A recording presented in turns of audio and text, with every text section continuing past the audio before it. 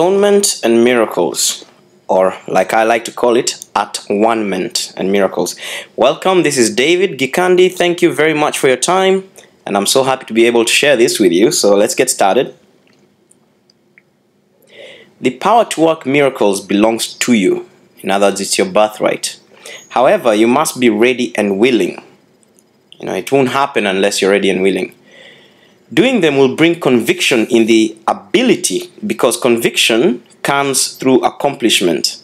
Yeah, the ability is the potential. In other words, you're already capable of doing them. Okay, the achievement is the expression. Okay, once you actually do them, then you'll even become more and more convinced that you can perform miracles, or rather, miracles can be performed through you. Yeah, and the atonement or the atonement, which is the natural profession of the children of the Creator, is the purpose. Okay, in plain English, what does all this mean? It all means that you are entitled to miracles. It is your birthright.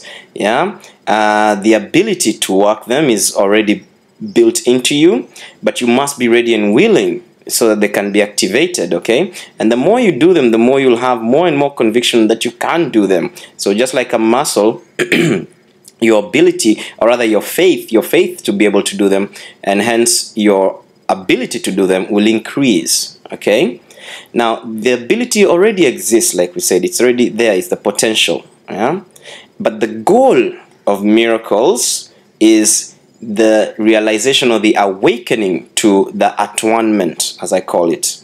Okay, you are the work of the Creator, and His work is wholly lovable and wholly loving.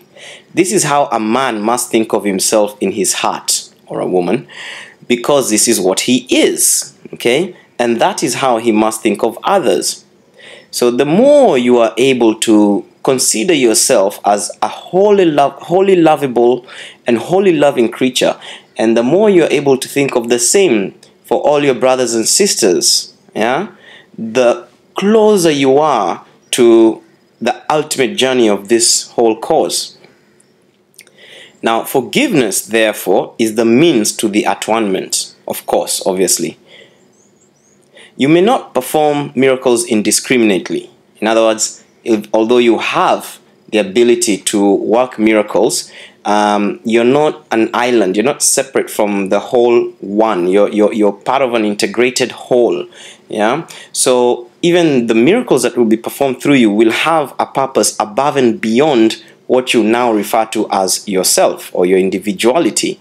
So they are part of a web of a greater thing.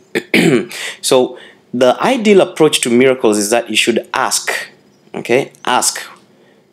Again, we said prayer is simply communicating with your Creator in any way that feels natural to you.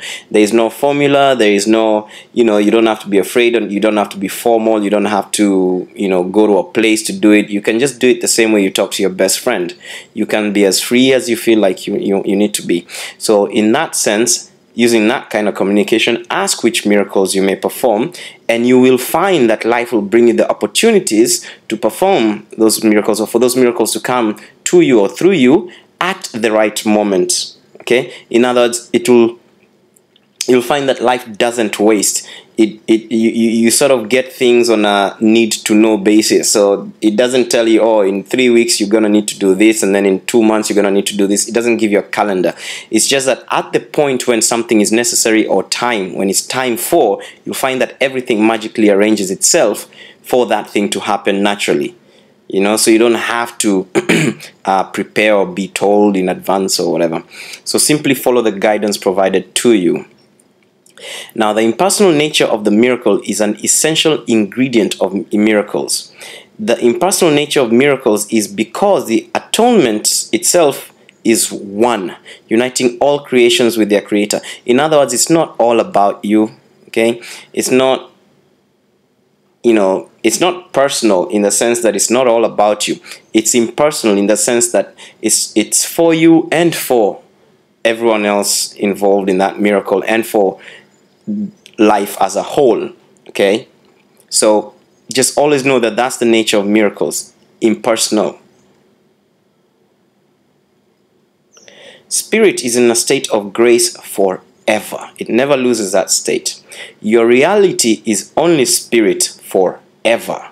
Therefore, you are in a state of grace forever. Okay, so now what the atonement does is not that it creates anything new that wasn't there. All it does is correct the errors in perception in this respect. And thus it uproots the source of fear. Miracles arise from a mind that is ready for them. By being united, this mind goes out to everyone, even without the awareness of the miracle worker himself. Okay? The impersonal nature of miracles is because the atonement or the atonement itself is one, uniting all creations with their creator. As an expression of what you truly are, the miracle places the mind in a state of grace. The mind then naturally welcomes the host within and the stranger without. In other words, the mind is ready to accept the unity of all, and it welcomes even that which you thought was separate from you. Yeah. And in this way, the stranger becomes your brother. So that's it for this segment. Once again, thank you very much for your time. Please share this video with as many people as possible. And for the full course and the community and all the other videos and everything and the original text, go to ahappypocket.com. Thank you very much and have a nice day. Bye.